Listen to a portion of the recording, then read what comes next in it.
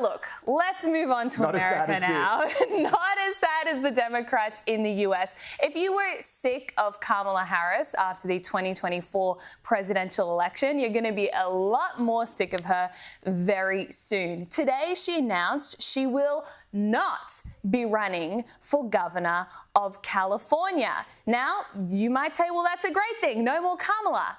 But what it does do is leave the door open for another Kamala Harris presidential run in 2028.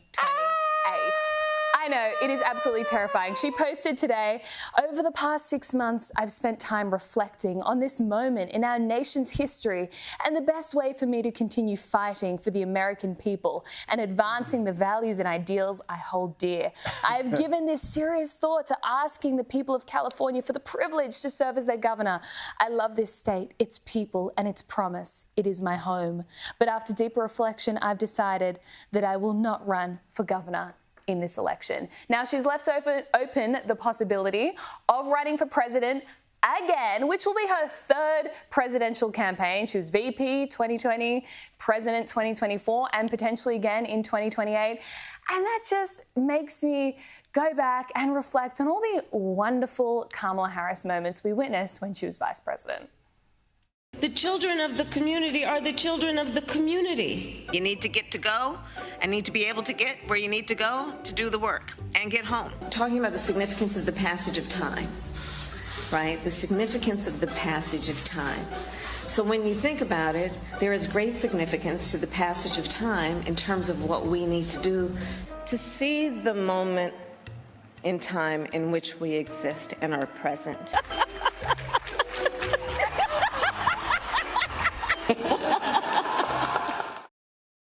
Wouldn't you just love another 4 years of that? Wouldn't that just make you so excited? But it's also the 1-year anniversary of the DNC and Kamala Harris's campaign allegedly paying Megan Thee Stallion $5 million for this performance at her campaign rally.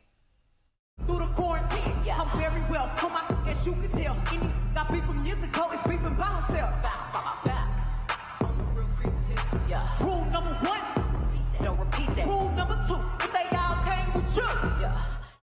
Why did she lose? Dial turn. I'm still trying to work out how a woman can be a stallion. I don't know. I'm involved in racing. I struggle to get my head around that. There's only 2 reasons that she could possibly say she's not going to run for governor of California. Because she still wants to be in the limelight, I think. I don't think there's any doubt about that. And she's previously been electorally popular in California. When she was first elected Attorney General, I think she sort of got in by a bees you-know-what. But the following election was 58%, I think, of the vote, which is pretty convincing. And she won convincingly when she got into the Senate as well. The only time she's lost at an election is to Donald Trump. So there's only 2 things that can happen. One is that she's so damaged by her run for president that she's got polling or something to indicate that if she ran for governor, she wouldn't succeed, and so she's not going to put herself through that embarrassment.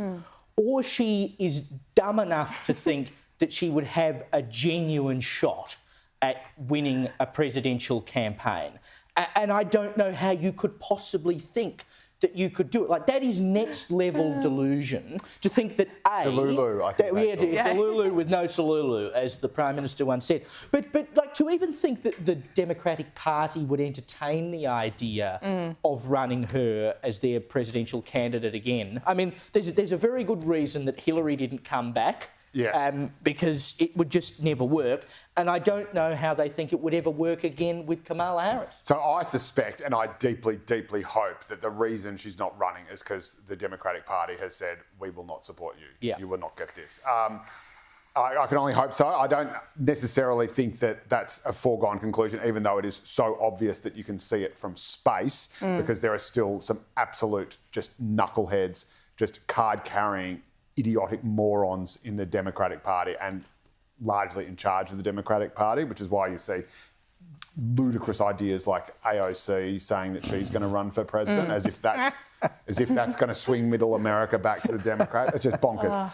in terms of Kamala's previous success, I mean, California is such a Democratic state. You could run a can of beans as a Democratic candidate and they would win. Correct. I mean, Arnold Schwarzenegger and Ronald Reagan are pretty much the only two exceptions.